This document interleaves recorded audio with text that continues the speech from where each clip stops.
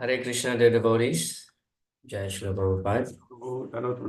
Dandavat Pranams. So, welcome to our discussion on the Nectar of Devotion.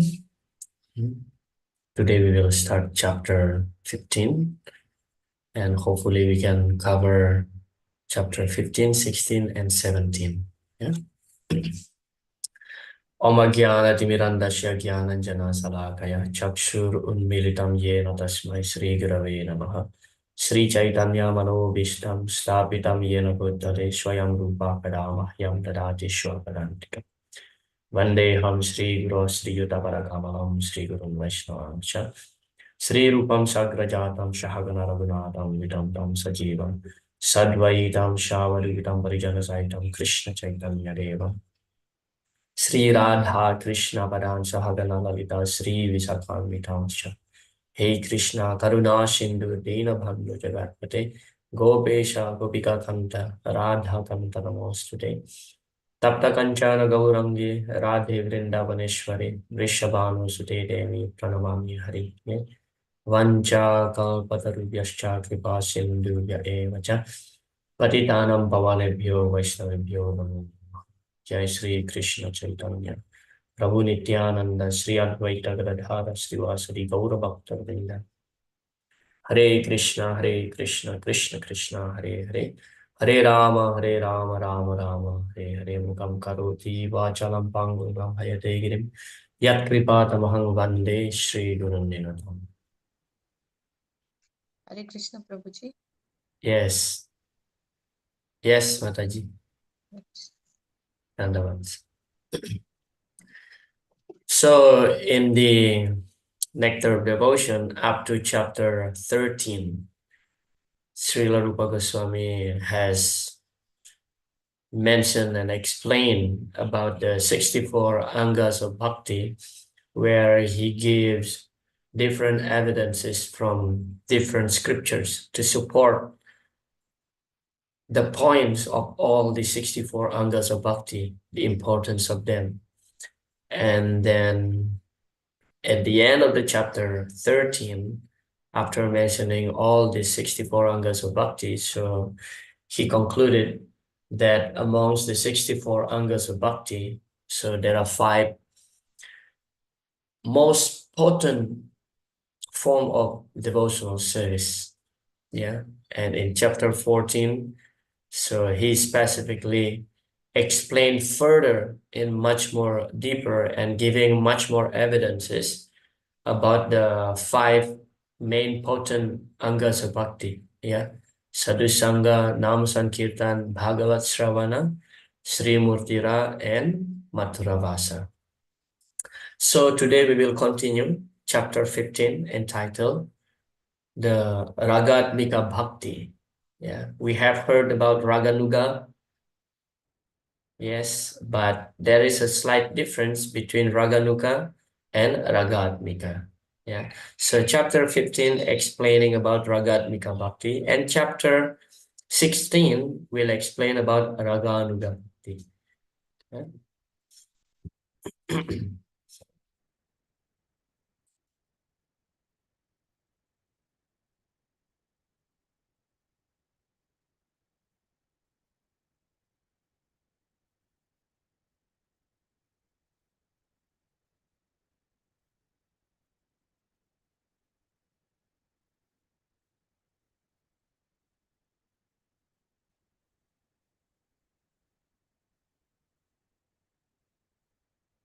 Chapter 15, Spontaneous Devotional Service. Okay. This chapter describes Ragatmika Bhakti, the spontaneous devotional service of eternal residents of Vrindavan. Yeah. Example of spontaneous devotional service can be very easily seen in Krishna's direct associates in Vrindavan. The spontaneous dealings of the residents of Vrindavan in relationship with Krishna are called Ragatmika. These beings don't have to learn anything about devotional service. They are already perfect in all regulated principles and have achieved the spontaneous loving service of the Supreme Personality of Godhead. For example, The cowherd boys are playing with Krishna do not have to learn by austerities or penances or yogic practice how to play with him. They have passed all tests of regulative principles in their previous lives, and as a result, they are now elevated to the position of direct association with Krishna as his dear friends. Their spontaneous attitude is called Ragatmika Bhakti. Okay? So raga means attachment, and atmika means the very self. Yes. So that attachment to Krishna is already there since the very day that they are born. This is called raga atmika. So the attachment to Krishna is becoming their atmika. Atmika means their very nature.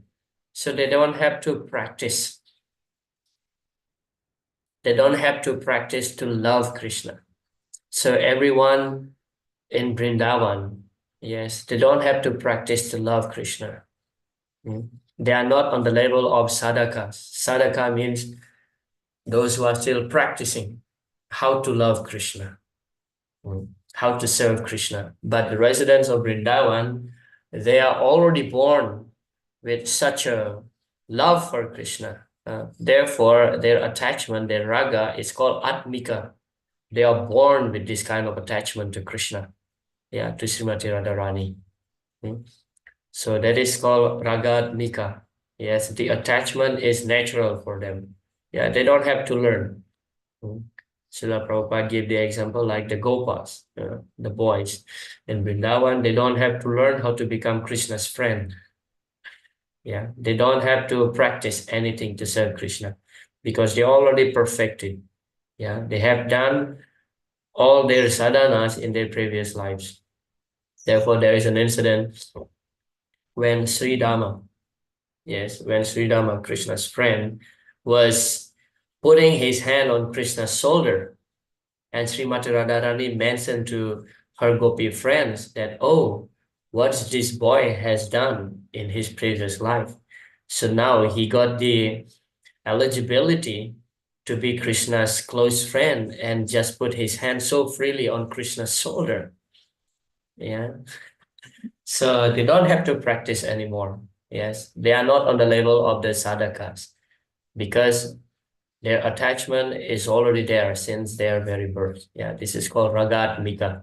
Everything is natural. Yes, spontaneous love for them is natural. Sri Rupa Goswami has defined ragatmika bhakti as spontaneous attraction for something while completely absorbed in the thought in it, with an intense desire of love. Devotional service executed with such feelings of spontaneous love is called Raga Atmika Bhakti. Devotional service under the heading of Raga Atmika can be further divided into two categories. One category is called sensual attraction, and the other is called relationship. Oh. The attraction of the gopis for Krishna and the affection of the members of the Yadu dynasty are both accepted as spontaneous or ragatmika. The attraction of Kamsa to Krishna in fear and the attraction of Sishupal in envy are not accepted as devotional service, however, because their attitudes are not favorable. Devotional service should be executed only in favorable frame of mind. Yeah, Krishna Anusilanam, that is devotional service. Yeah, so Ragatmika Bhakti can be divided into two. Yeah, the one is sensual attraction and the other called relationship. Yeah, so the gopis in Vrindavan is exhibiting the first category. Yes, the sensual attraction. And the residents of Dwaraka is exhibiting the relationship part. Yes, because they are Lord Krishna's family. So naturally, they develop this attachment to Krishna, like Krishna's wife, Krishna's sons, Krishna's grandsons, all the family members of the Yadus in Dwaraka. Yeah.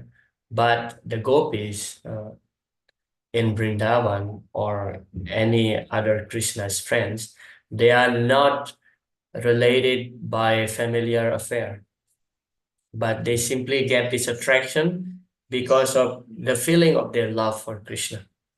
Yeah, although there is no blood connection, but their love for Krishna is just like more than family members. Yeah.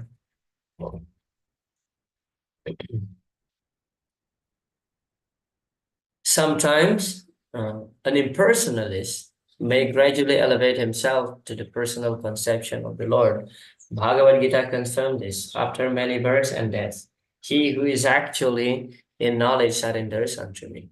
By such surrenders, an impersonalist can be elevated to the Vaikuntha spiritual planet, where, as a surrendered soul, he attains bodily features like those of the Lord.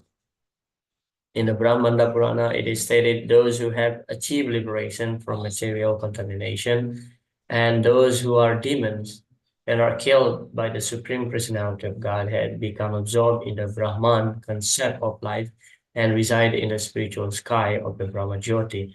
That spiritual sky is far beyond the material sky. And it is confirmed also in the Bhagavad Gita that beyond this material sky, there is another eternal sky.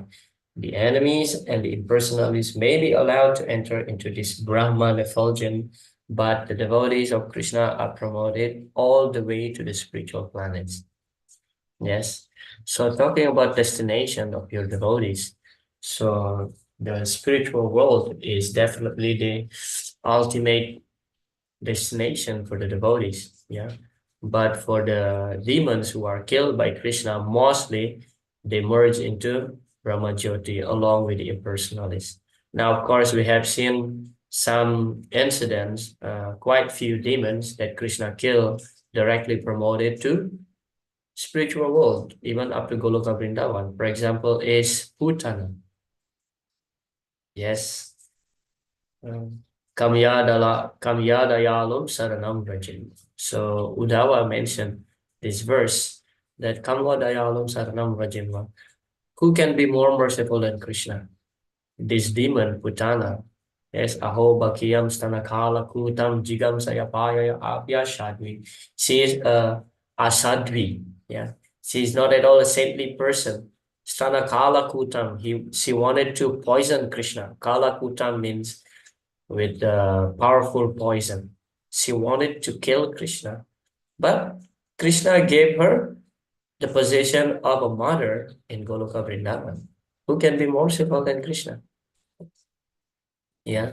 So, of course, in general, according to the Brahmanda Purana, whoever demons killed by the Lord, they will be promoted to the Brahma Jyoti, merge there, because they still don't have this love for Krishna. Although they get liberation, they get impersonal liberation. Yeah. But only some specific demons, special demons, who are fortunate enough get promoted directly to the Vaikuntha or even up to the Goloka Vrindavan. Yeah. But still, as Srila Prabhupada explained here, that even some of the impersonalists can be uh, changed into personalists, and those impersonalists who change their heart after many, many millions of lifetimes. Yes, Bahunam Janmanamante, Gyanavan Mam Prapadyante. Ultimately, finally, they will understand that Vasudeva Sarvam Iti. Yeah, that Krishna is the cause of all causes, including Krishna is the source of Brahman. Yes, so most of the impersonalists, they are stubborn, but those who are sincere in their search of the absolute truth, they get the chance to become personalists. And ultimately, they will realize the the Bhagavan aspect of the Lord. One of the examples is that the Chatur Kumara. Yes, the Chatur Kumaras in the beginning, they are the Brahmavadis, they are impersonalists. They have desire to merge into Brahman, yeah. But after smelling the aroma of the tulasi leaves offered to Krishna's lotus feet, they immediately change into their thought, yeah, and realization, and they become a great devotees. Yes, Tasya Ravinda Nayanasya Padaravinda Kinjal Kamishra Tulasi Makaranda Vayuhu. Yeah, Tulasi Makaranda Vayuhu. The air carry the aroma of Tulasi and entered into their nostril. Mm. So that's how they develop the desire to meet the Lord. And finally, they go beyond Brahma Jyoti. Yes, so they wanted to enter Vaikuntha. Yeah, so of course, this incident is beautifully described in the third canto, chapter 15 and 16 of the third canto of Bhagavatam. When they enter the gate of Vaikuntha, so Vaikuntha has 7 gates. The first 6 gates, they are allowed to enter, but when they reach the seventh one, so Jaya and Vijaya stop them. So all this cursing is happening there. Yeah. So in the beginning, they were impersonalists, but after smelling this tulsi leaf offered to Krishna, so they developed the desire to meet Krishna because they are thinking that, oh, there must be a person in which actually this tulsi leaf is being offered. Yeah. So beyond the conception of Brahma Jyoti. So some fortunate impersonalists and some fortunate demon can be promoted to the spiritual world. Yeah. But in general, when we talk about in general, they simply merge into the Brahma Jyoti and ultimately they have to come back to the material world. Mm.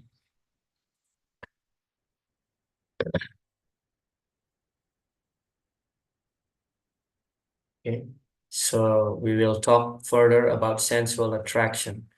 This extreme desire to serve the Lord is manifest in the transcendental land of Braj, and it is specifically manifested amongst the gopis. The gopis' love for Krishna is so elevated that for our understanding, it is sometimes explained as being lusty desire. The author of Sri Chaitanya Charitamrita, Kaviraj Krishnadas, has explained the distinction between lusty desire and the service attitude in this statement. Lusty desires refers to the desire to gratify one's personal senses, and transcendental desire refers to the desire for serving the senses of the Lord. In the material world, there is no such thing as lovers wanting to please the senses of his beloved. Actually, in the material world, everyone wants mainly to gratify his own personal senses. Yeah. So regarding the gopis, yes, of course, many times it is described, even the Srimad Bhagavatam explained, Gopya Kamad Bhayat Kamsa. Yeah, Gopya Kamad means the gopi attained the perfection to Krishna through karma. Yes. But this karma is not just like karma that we experience in the material world. Yeah, because although the gopi seems to be very lusty to Krishna, but their only purpose is just to please the Lord's senses. Yeah.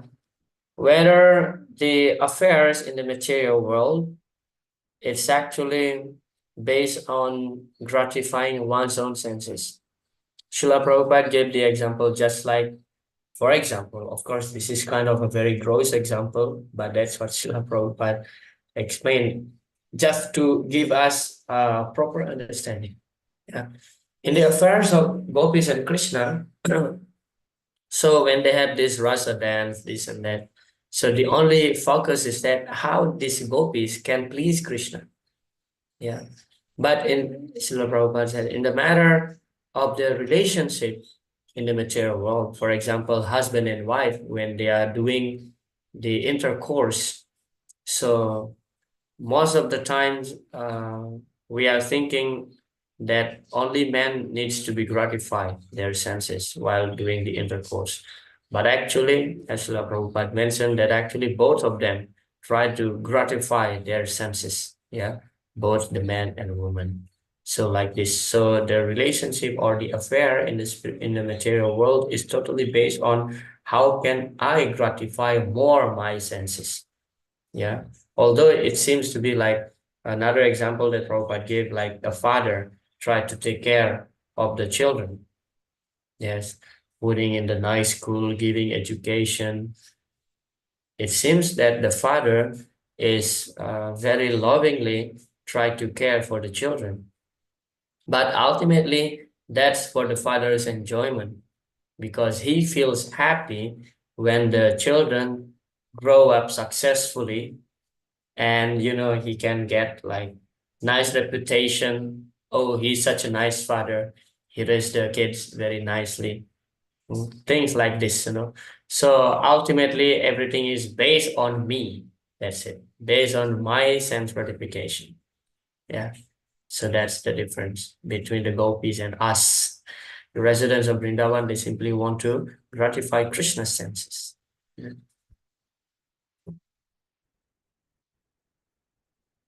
On the other hand, the lusty desire of Kubja is described by learned scholars as being almost lusty desire.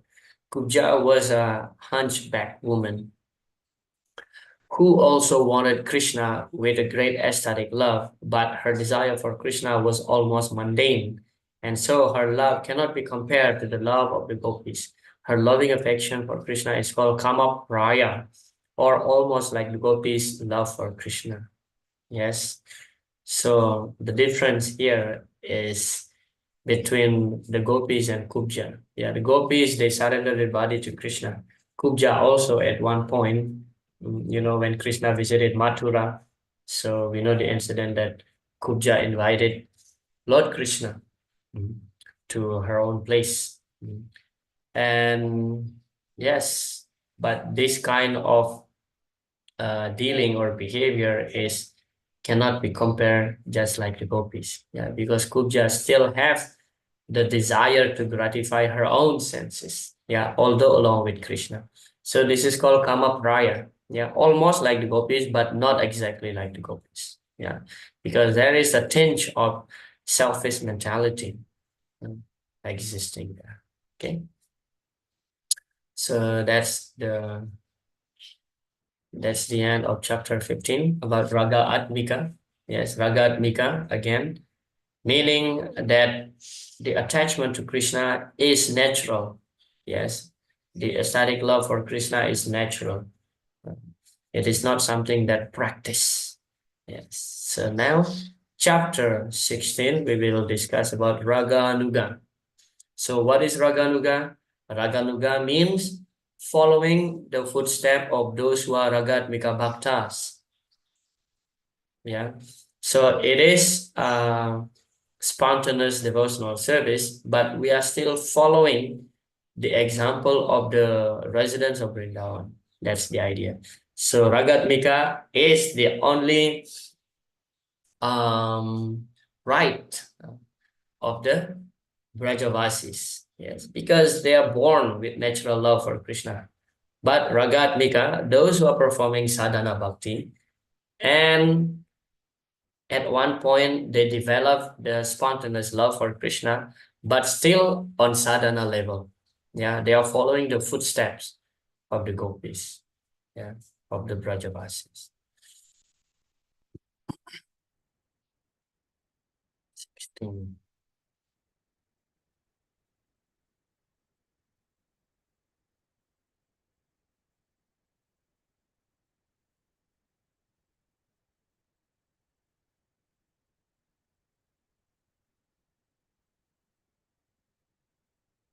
Spontaneous devotion further described. Okay, the process of Raganuga Bhakti, spontaneous devotional service in practice, is described. Okay, so again, please don't mix up, don't get confused between Ragatmika and Raganuga. Okay, Ragatmika is not devotional service in practice. They are born naturally. That raga attachment is their atmika, it's their very self. Yes, but raga anuga means follower. Yes, so we are following their footstep, meaning we're still learning how to perform devotional service. Relationship. Um, in the attitude of the denizens of Vrindavan, such as Nanda Maharaj and Mother Yasoda, is to be found the ideal transcendental concept of being the father and mother of Krishna.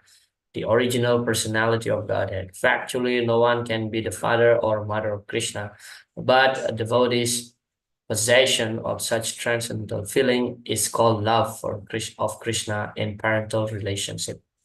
Yeah, such as as I mentioned earlier, the residents of the Dwaraka, uh, having relationship based on familial affair. Yeah, here, of course, the best example is Nanda and Yashoda. Yeah, their intense love for Krishna, because naturally Krishna is their son. Yeah, but of course, Srila Prabhupada mentioned here, no one can be Krishna's father or Krishna's mother, because Krishna is the original father. Yeah, Aham bija pradapita, Krishna mentioned in Bhagavad Gita. Yes, Krishna is the seed-giving father of all living entities. But Krishna can be their sons out of their love. Yes, their uh, mode of service. Yeah. Spontaneous love of Krishna, as exhibited by the Vrishnis and the denizens of Vrindavan, is eternally existing in them.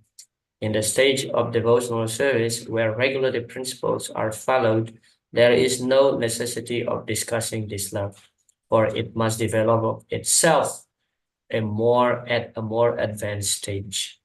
Okay, so the Vrishnis, the Yadus, yeah, along with Nanda Maharaj, Mother Yasoda, yes, Devaki, Vasudev. So their love for Krishna is already existing, yeah, eternally in themselves. Therefore, they are in the category of Ragatmika. As we know that there are two categories of Ragatmika, one based on sensual attraction, the other is relationship attraction. Yes. So all these beings, all these entities, all these great devotees, they are eternally having such a relationship with Krishna.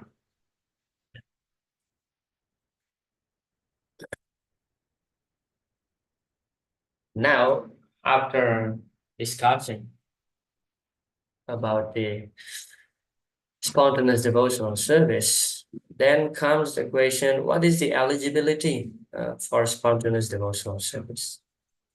Persons desiring to follow in the footsteps of such eternal devotees of the Lord as the Vrishnis and Vrindavan denizens are called Raganuga devotees, okay? Which means that they are trying to attain to the perfection of those devotees. There is a gradual development of the ambition to become like a particular devotee, and this activity is called Raganuga, okay?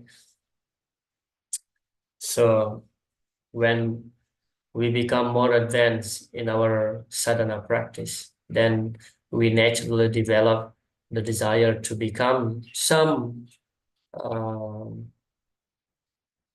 particular devotees that we want to have personal relationship to Krishna. Yeah, we may develop the attitude of friendship. Yeah, Sakya Ras, that is possible. Yeah, but that's very systematic and gradual process. Yeah. So those who are advanced, yes, those who are advanced, they can reach the stage of Raganuga, meaning that through the performance of sadhana, devotional practice, by following rules and regulation. So what is sadhana? Sadhana is devotional practice by following strictly rules and regulation under the guidance of the spiritual master. That is sadhana bhakti. Yes, when one is perfected in sadhana bhakti, then they will reach the raganuga bhakti, but still in sadhana. But they already developed the attachment to Krishna in particular way, in particular mood, in particular rasa. So they wanted to follow the footsteps of the residents of Vrindavan. Yeah. We must always remember, however, that such eagerness to follow in the footsteps of denizens of Braja, Vrindavan, is not possible unless one is free from material contamination. In following the regulative principles of devotional service, There is a stage called anartha nivriti, which means the disappearance of all material contamination. Okay, so there are 9 stages from Shraddha to Prema. Yeah, so the stage called Anartha Nivriti, meaning all the material desires, is completely vanquished. So only on that stage of performance of devotional service, one will be, yes, one will be eligible to get the natural attraction for Krishna, Raganuga. Yes, the feeling of Raganuga. Yeah, from Shraddha, Sadhusanga, Bhajana, Kriya, and then Anartha Nivriti, the 4th stage. And after Anartha Nivriti, there is Nistha. One becomes fixed. Yes, when there is no more material desires, then one becomes fixed in his devotional service to Krishna. And that is called the spontaneous service, because always fixing himself in Krishna's service. And then after Nistha, there is Ruchi, taste comes. Yes, unless you become fixed in your service, there's no question of getting taste for that service. Yeah, fixed means performing it every day. Yes, without fail. And then after Ruchi or taste, and then develop the attachment to Krishna. Yeah, Nistha, Ruchi, and then after attachment to Krishna, and then comes bhava, ecstatic love, and then prema, that love itself. Yeah, pure love. So first, we have to deal with our material desires, material contamination. Yes.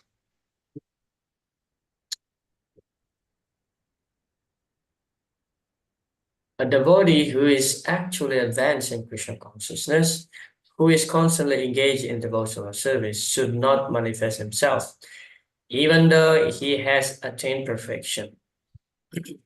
The idea is that he should always continue to act as a neophyte devotee as long as his material body is there. Activities in devotional service under regulated principles must be followed even by pure devotee. In this connection, we should be careful about the so-called Siddha Pranali. The Siddha Pranali process is followed by a class of men who are not very authorized and who have manufactured their own way of devotional service. They imagine that they have become associates of the Lord simply by thinking of themselves like that. This external behavior is not at all according to the regulated principles. The so-called Siddha Pranali process is followed by the Prakritya Sahajya, Prakrita Sahajya, a pseudo-sect of so-called Vaishnavas. Yeah, Srila Prabhupada has made a very clear point here that the sadhakas, although he has obtained the level of perfection, yes, still they have to behave like a neophyte, like a sadhakas. Yeah, in order to not creating any disturbance. Yes, that is the purpose. Yeah, but there is a principle called Siddha Pranali. Siddha Pranali means that one relies himself as something or someone in the spiritual world and exhibit it here in the material world. So in the early days, Srila Prabhupada used to warn his disciples, be careful if you go to Radhakund. So be careful with all these Babajis in Radhakund. Yeah, because they may tell you something which may against our philosophy. So there was an incident actually. I think I have narrated this story, but anyway, there is an incident of one of Srila Prabhupada's disciple. One day he went to Radhakund, and after that day, so for quite few days, quite sometimes, he did not come to the temple, Krishna Balaram Mandir. And Srila Prabhupada was curious what was going on with his devotee. Then Prabhupada asked one of his disciples to check into his place. Maybe he got sick, maybe he's almost dead. So what is going on? Try to find out. And then when this devotee went to his place, and then he peeped from one of the holes in his house. So he found that he was inside the house, was behaving like a peacock, like flapping the wings and making sounds like peacock. And then this devotee entered and asked his god brother, "What are you doing?" And then he said that, "Well, I went to Radhakund. Actually, I would like to tell you a secret that I went to Radhakund, and there was one Babaji was informing me that actually I am one of the peacock in Goloka Vrindavan." And then this Babaji told me that from today I have to practice of becoming Krishna's peacock, dance like peacock. And then when I leave my body, then I'm ready to attain my Siddha Pranali. Yes, the perfection of my original position in Goloka Vrindavan. Yeah. So I have to practice this. And then this devotee informed Srila Prabhupada that is happening, and Srila Prabhupada chastised his disciple very heavily. Prabhupada said, "I told you should be very careful." Yes, but you're not listening. Yeah.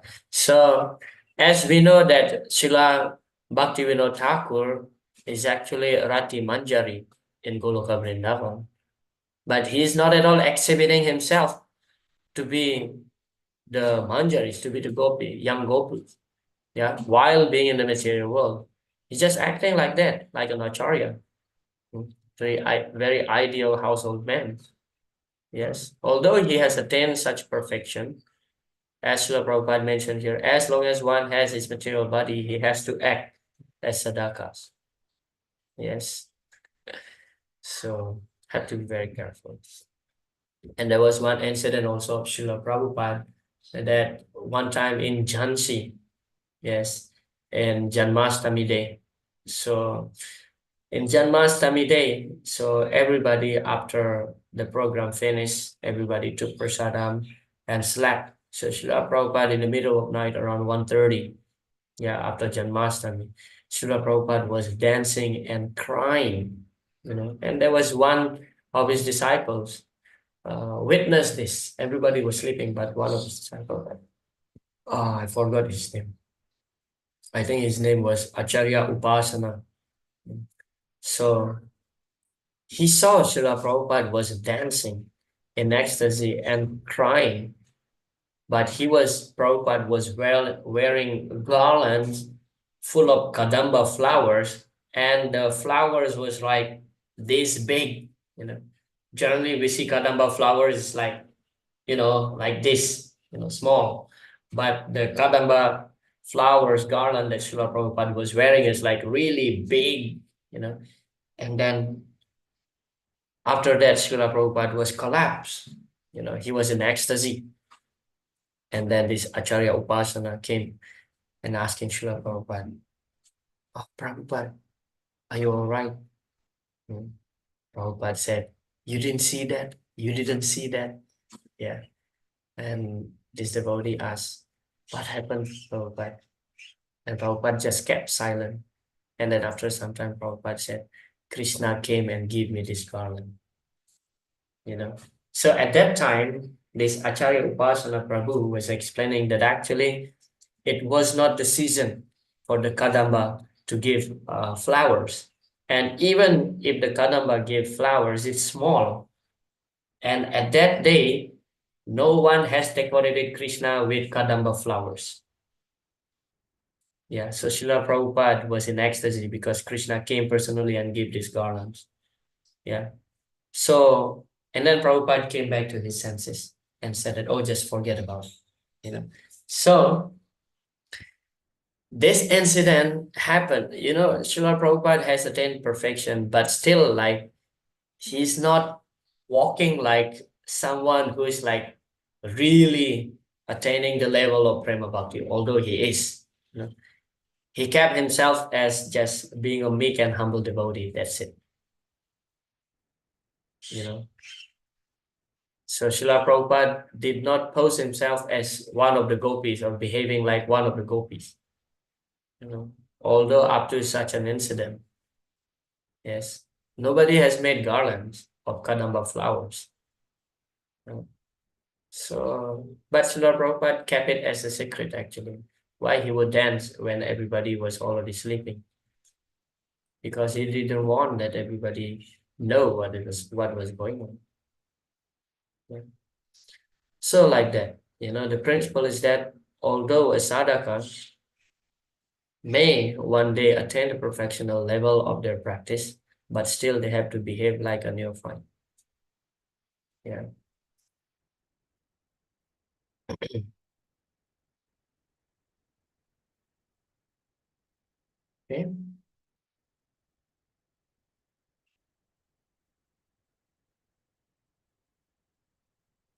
Just see Bhakti Rasamrita Sindhu.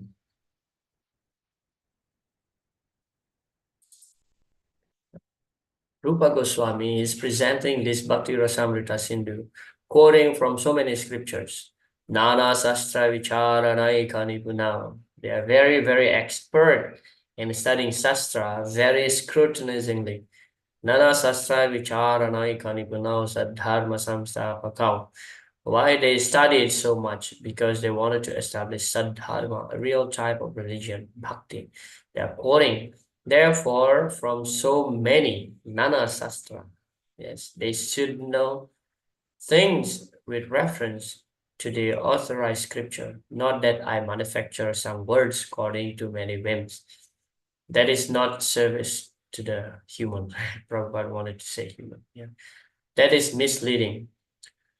This service, because they are kept in ignorance, what is the value of such service? Here is, he does not manufacture anything. He's giving immediately evidence, reference to the authorized scripture. Yeah. Conjugal love. Devotional service following in the footsteps of the gopis of Vrindavan or the queens at Dwaraka is called devotional service in conjugal love. This devotional service in conjugal love can be divided into two categories. One is indirect conjugal love and the other is direct.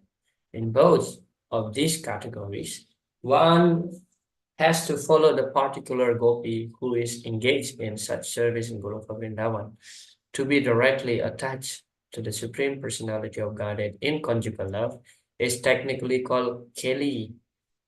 This Keli performance means to directly join with the Supreme Personality of Godhead. There are other devotees who do not wish direct contact with the Supreme Person, but who relish the conjugal loving affairs of the Lord with the gopis. Such devotee enjoys simply by hearing of the activities of the Lord with the gopis. This development of conjugal love for Krishna is not manifested in women only. The material body has nothing to do with spiritual loving affairs. A woman may develop an attitude for becoming a friend of Krishna. And similarly, a man may develop the feature of becoming a gopi in Vrindavan. How a devotee in the form of a man can desire to become a gopi is stated in the Padma Purana as follows. In days gone by, there are many sages in Dandakaranya. Dandakaranya is the name of the forest where Lord Ramachandra lived after being banished by his father for 14 years. At that time, there were many advanced sages who were captivated by the beauty of Lord Ramachandra and who desired to become women in order to embrace the Lord. Later on, the sages appeared in Gokula, Vrindavan, when Krishna advented himself there, and they were born as gopis, all girlfriends of Krishna. In this way, they attained the perfection of spiritual life. Okay, in conjugal love, there are two types. Yeah, one is direct and one is indirect. So the example of direct conjugal love is like the gopis. Yeah, they are having the uh, pastimes directly with the Lord. Yeah, such as Rasa Lila. Yes, directly in touch with the Lord. But the other, the indirect, is the example is those who are getting the same feeling of ecstasy simply by hearing the pastimes of the Lord with the gopis. Yeah.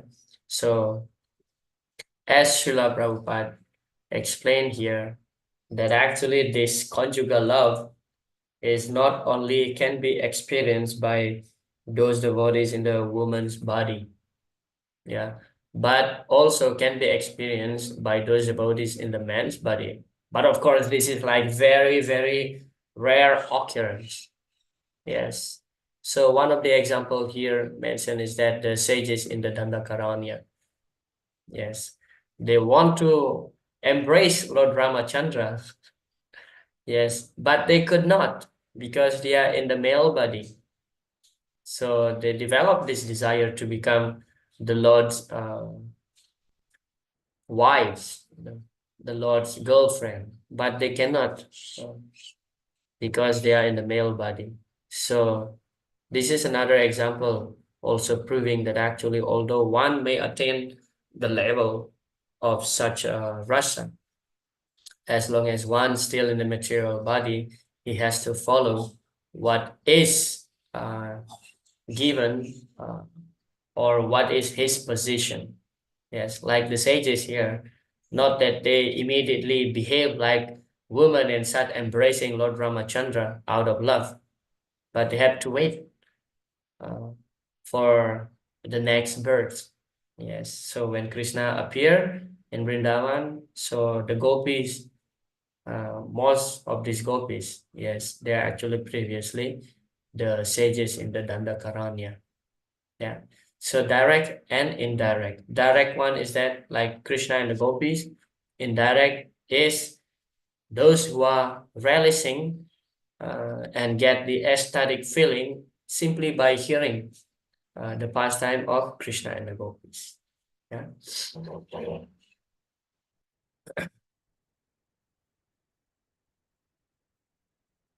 Conjugal love is divided into two classifications, namely conjugal love as husband and wife and conjugal love as lover and beloved.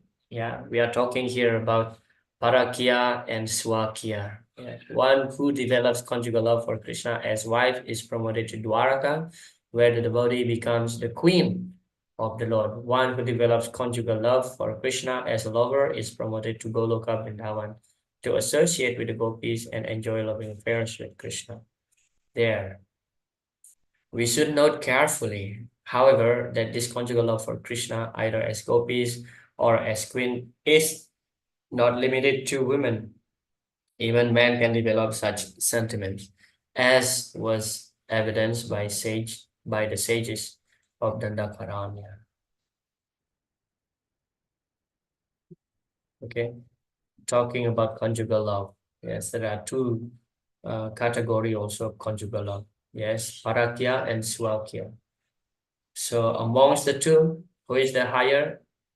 Parakya. Yes. So swakya means like legal relationship, yeah, in marriage. But parakya means you're not married, but you have an affair. Yeah. Why it's considered to be higher and they get promoted to Goloka Vrindavan? Because in swakya, well, you serve Krishna as your husband, and that is natural. Yes, to surrender to your husband. But to surrender to somebody's husband is something far beyond the moral ethic. Yes. So the gopis, they give up everything and they don't care what the whole world, what people will talk about them being unchaste. No problem as long as Krishna is happy. So that's their mentality. Yeah. Therefore, the parakya is considered to be higher. Yes, because they give up everything for Krishna.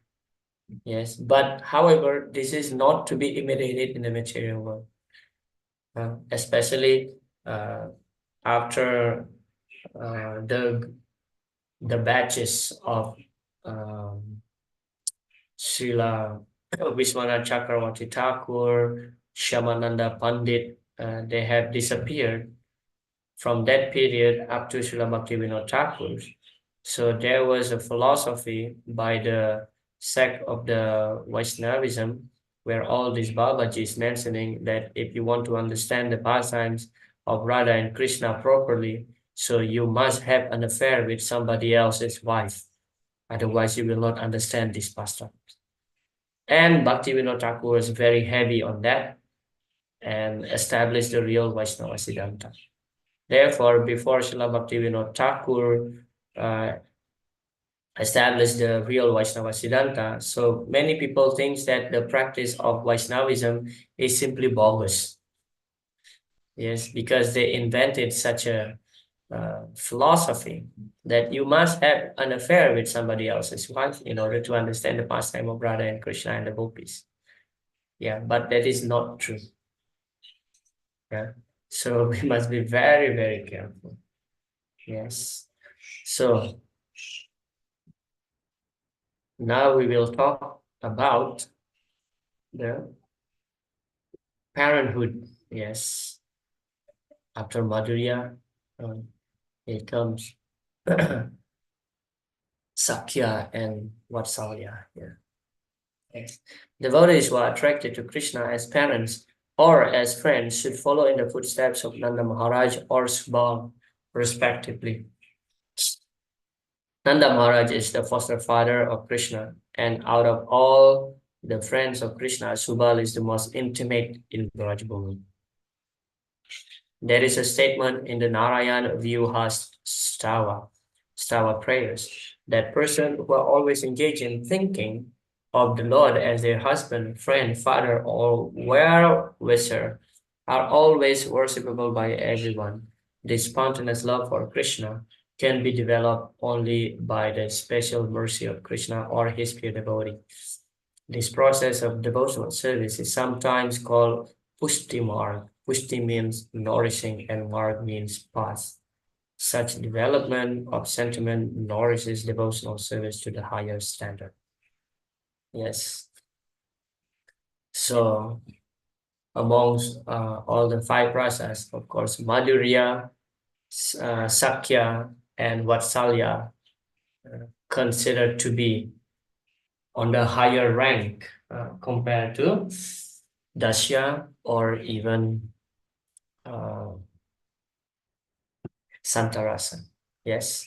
So these three rasas are actually on the higher level. Therefore, Srila Prabhupada mentioned here, those who have attained these three types of rasa, they are actually worshipable. Yeah, sorry. They are worshipable. And the example given here is like Nanda Maharaj and Yashoda and Subal Saka is the most intimate friend of Krishna. Yes, he can do like anything he wants. Yeah. When Subal, there's a pastime, when Subal was unpacking his lunchbox in a forest. Yes. So Subal distributed the sweets that he has to everyone except for Krishna. And then when Subal wanted to eat his own sweet already within his mouth, so Krishna just snatched that sweet from Subal's mouth and eat it. So now seeing this example, it's like, wow, this is like so intimate, you know. I would not do that personally to my friend, but Krishna did that. That showed actually how much Krishna loves Subal and how much is their intimacy, their relationship. Yes, very, very close friends. Yeah. Okay. So, were there any questions regarding Ragatmika, Raganuga, two types of conjugal love? If there is no, we will move to the next chapter, chapter 17. Yes. So, ecstatic love, this is bhava. Yeah, ecstatic love means bhava. So after describing about Ragatmika and Raganuga, now we'll talk about bhava. Yes, this chapter describes the process of rising to the platform of bhava bhakti or ecstatic love for Krishna. Yeah. By the process of executing regulated devotional service, one is actually elevated to the transcendental stage beyond the material modes of nature. Only at that stage, sorry, only at that time is the attachment to Krishna perfect. Spontaneously, the devotee becomes eager to serve the Lord in his ecstatic love. At this stage, the devotee is on the platform of Uttama Adhikari, perfect devotion. Such a devotee has no agitation from material affections and is interested only in the service of Radha and Krishna.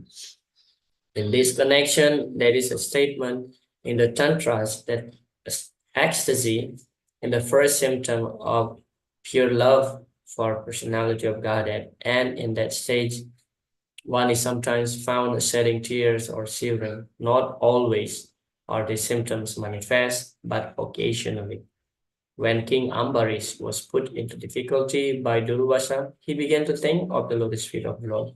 And thus there were some changes in his body, and tears were falling from his eyes. These symptoms are activities of ecstasy. Elevation to this stage of ecstasy can be possible in two ways. One way is by constant association with pure devotees. The other way is by the special mercy of Krishna, or by the mercy of a pure devotee of Krishna.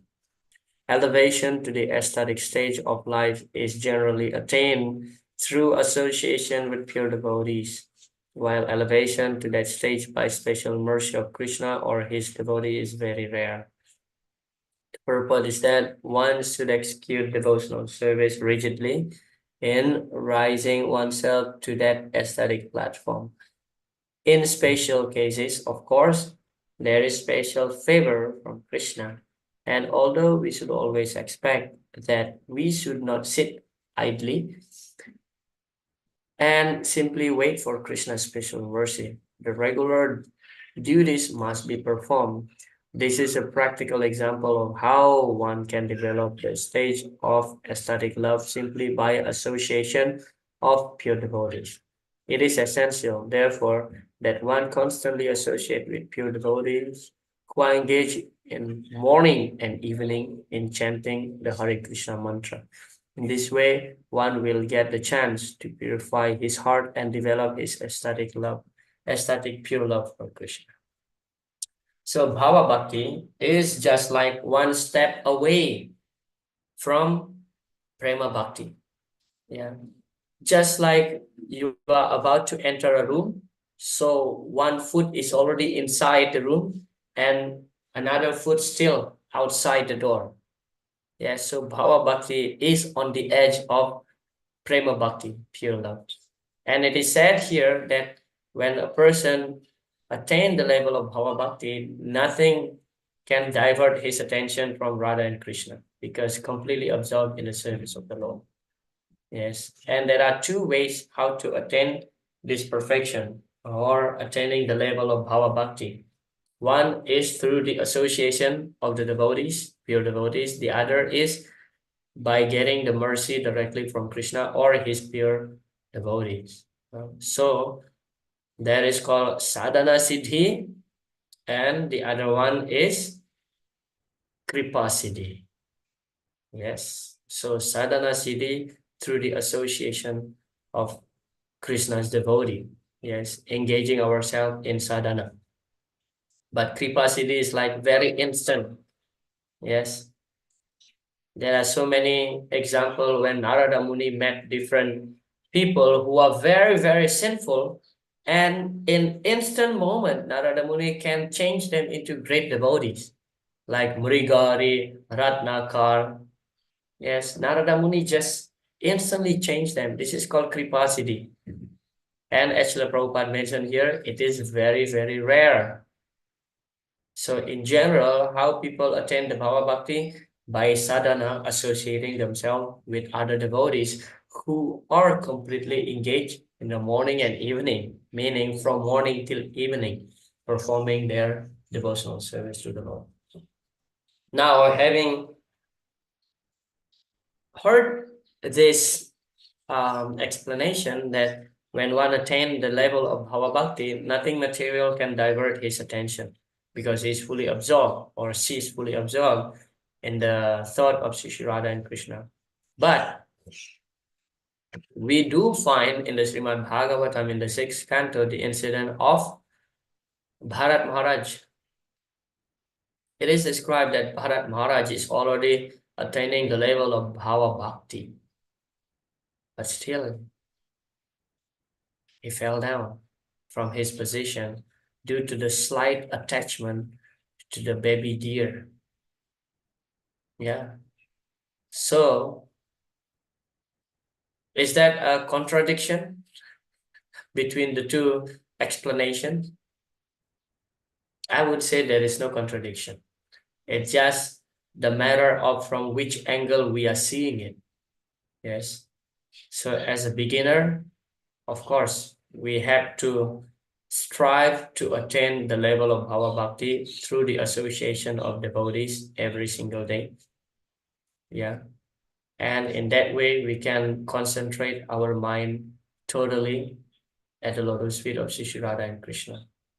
In another way is that although if a person already attained the level of Bhava Bhakti, there is a chance, of him to fall down again because of some slight attachment. Yeah, some slight attachment. But the incident of Bharat Maharaj, it is described that out of his love for Krishna, although he falls down from his position, but still, when he gets the body of a deer in his next life, he still be able to remember who he was in his previous life. And that makes him act very carefully. And while in the body of a deer, he was constantly visiting the places where there are many sages in the forest having Krishna Katha. So even though he was in the body of a deer, he's still performing his service to Krishna by hearing Krishna Katha. And then in the next life, he got the body of Jada Bharata. Jada Bharata was a very, very intelligent person, yet he acted just like a person who's disabled, like ignorant person, in order not many people disturbing his love for Krishna, his service to Krishna. Yeah, he didn't show his superiority. Yeah, so he behaved just like, very ignorant person, not caring for his body, not caring for his clothing. He didn't take baths. His parents don't take him seriously. Yeah, things like this. So, is Bharat Maharaj really falls down from his position? No, right? Because even when he gets the body of a deer, he's still able to perform his service. So real fall down means forgetting Krishna completely. Yes, Rati Manjari Mataji. Hare Krishna, Prabhuji. Prabhuji, I have a question in my mind that, Please. like when you are telling us about Bharata, King Bharata, how he became, because of his attachment to deer, he fell down and he again was born as, I'm sorry, I forgot the name, Jarabhuta, you said? Jada Bharat. Jada Bharat. So, Hmm. Prabhu, my question is like, in spite of uh, being such good devotees, but just by a single thing, if you have to come back again and again and again and again to different life forms, then how does the shloka, like, Sarvadharma Paritajya Mamekam, Yes. why is it happening that devotees are again coming and they are so good devotees, but just because of one single mistake, even though they have surrendered completely to the Krishna, Lord Krishna, they are Hmm. coming back? That's my question. Yes. Thank you. It Okay. is very, very good question. Sometimes I also having these questions. Yes, why? Krishna has promised us Sarvadharan Pratyaja. Is Krishna a liar? Well, he is a liar. Krishna, you steal butter. He said that, no, no, I didn't steal the butter, but No. this monkey put the butter in my mouth, right? No, I'm just joking. So, is the statement of Bhagavad Gita false? No, it is true. So, from this incident, actually, there is no real fall down. Is Bharat Maharaj suffer just taking two more birds? before he goes back to Vaikuntha? No, he did not. He did not. He was completely in ecstasy. Yes, he never forget Krishna. The real fall down meaning forgetting Krishna completely. Yeah. But doesn't matter. Therefore, Chaitanya Mahaprabhu explained, Mama Janmani Janmanishwari. I can take birth and again, no problem, as long as I can serve Krishna. Yeah, so that is the point.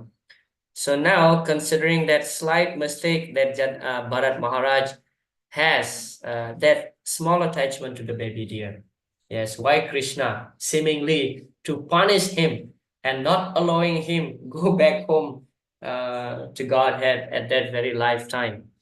Why Krishna said that Ma Suchaha, do not fear? Why Krishna doesn't protect him? Srila Prabhupada in many occasions, in many places in his purport, mentioning that real protection means the protection of the soul, that he will be safe. He will be saved by Krishna ultimately. So for him to take another 2 lifetimes is not a big deal. If we remember the incident of uh, Krishna, what is this name in Chaitanya Charitamrita?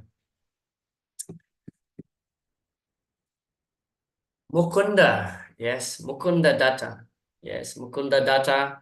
He is such a devotee that one time he associate with devotees, another time he associate with the impersonalists, yes, the Mayavadis. So seeing this attitude, Chaitanya Mahaprabhu said to Govinda, his servant, that I don't wish to see Mukunda anymore because he's associating himself with the Mayavadis. And then one day Mukunda came and asked Govinda, Govinda, I want to meet Chaitanya Mahaprabhu. When I can get the appointment from him? I miss him so much, I would like to take his darshan. And then Govinda came to Chaitanya Mahaprabhu and asked the Lord that Mukunda Datta has came. He wanted to get your darshan. And Chaitanya Mahaprabhu said, tell him he will get my darshan only after 1,000 lifetimes. And Govinda came to Mukunda and told him, well, the Lord said that you will get his darshan after 1,000 lifetimes. And Mukunda, upon hearing this, he was dancing in ecstasy. Oh, only after 1,000 lifetimes I will get darshan. That's fine. The main thing is that I will get his darshan. So this is the attitude of a devotee. Yes, that Krishna is giving the hope, and that hope is not false hope. Yes, so to take birth 2 more lifetimes for Bharat Maharaj is nothing. Yeah, and moreover, he still remember Krishna, although he was in the body of a deer. So that is not considered to be falling down. Another way to look at this incident is that in order to teach us that padam padam yadvi padam, there is always danger in every step in the material world. Although even after someone already having attained the level of bhava bhakti, yeah, just by slight attachment in the material world can cause you delay to go back home, back to Godhead. So we must be very careful. That's another way how to look into this pastime. Yeah. The first way is that by seeing that a devotee doesn't mind to take birth again and again as long as he is engaged in the service of the Lord. Yeah. Another way to see is that we should be very careful. Yes. So Krishna is not giving false promise to us. Yeah. And in fact, he saved Bharat Maharaj and took him back home, back to Godhead, just only after 2 lifetimes. How many lifetimes we already been in the material world? Yeah. Rati Manjari Mataji. Thank you, Prabhuji. Thank you. Yeah. Hare Krishna. Nice question, by the way. Thank you. Okay. Sometimes, however, it is found that without undergoing any devotional process, one all out of the sudden develops devotion for Lord Krishna. The sudden development of devotional attitude in a person must be understood as special mercy of Krishna or his devotee. Yeah, just like here. See this picture, Narada Muni to Brigari. This apparently accidental development of ecstatic feelings through the causeless mercy of Krishna can be divided into three groups. Uh, simply by speaking, simply by glancing, and simply by good wishes. In the Naradiya Purana, there is a statement about development of ecstatic love simply by speaking. Yeah. Lord Krishna said to Narada, O best of the Brahmanas, I wish that you may develop unalloyed devotional service to me, which is full of transcendental bliss and auspiciousness. In the Skanda Purana, there is a statement about developing ecstatic love toward Krishna simply by glancing.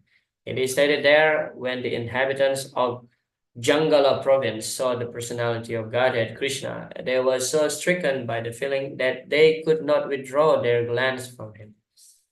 As far as heartfelt wishes are concerned, there is a statement in the Sukha Samhita where Narada tells Srila Vyasadeva, you have a son who is the greatest devotee of the personality of Godhead.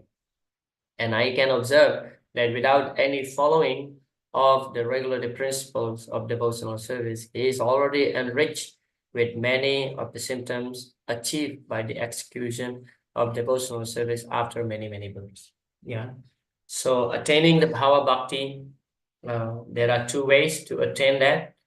One is by associating with devotees, and one simply by instant mercy of the Lord. Yes. What is the cause? It's causeless. Nobody knows. It's just the desire of Narada Muni, let's say, for example.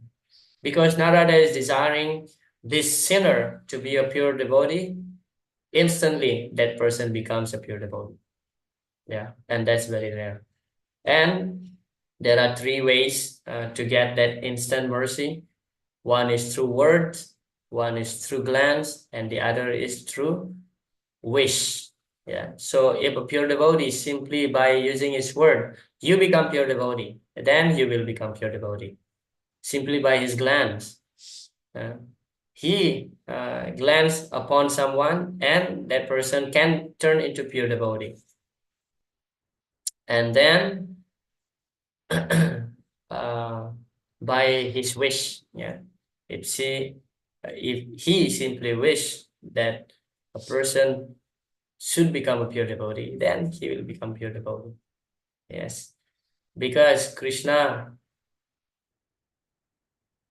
will grant whatever his pure devotees wishes. Yeah.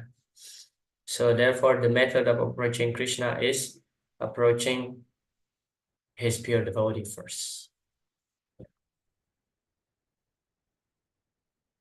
All right. So that's the end of chapter 17.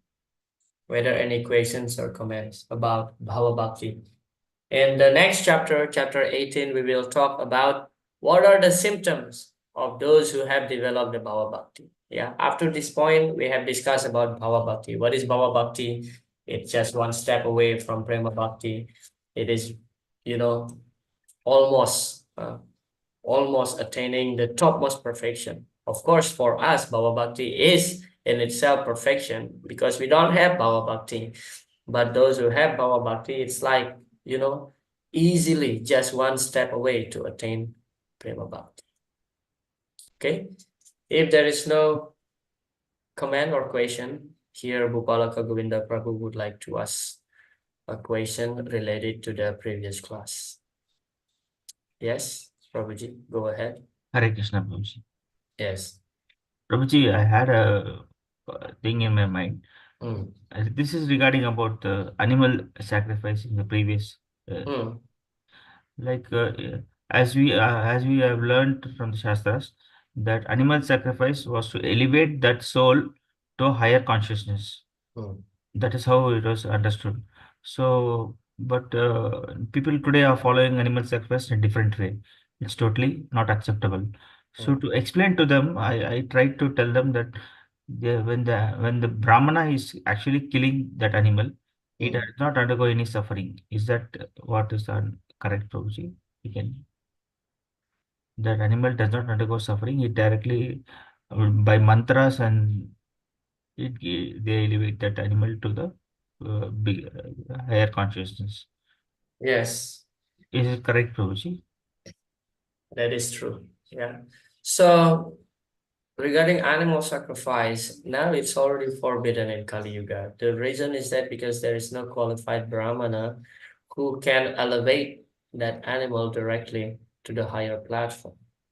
Yes, therefore, Lord Buddha came, as we discussed previously. Lord Buddha appeared for this purpose, to stop the animal killing on the name of sacrifice. We can explain actually, of course, nowadays people sacrificing animals to eat their flesh, right? But we can explain to them nicely that actually the purpose of the animal sacrifice in the previous age to elevate the consciousness of the Yajamana through the sacrifice, because ultimately sacrifice or yagya is meant to purify one's existence. And the animals which is being sacrificed, they never undergone any suffering, as you mentioned.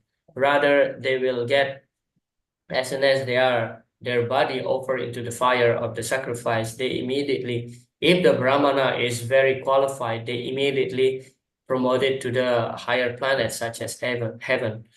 But more than that, if the Vaishnava Brahmana perform the sacrifice, they can immediately get the body of Vishnu.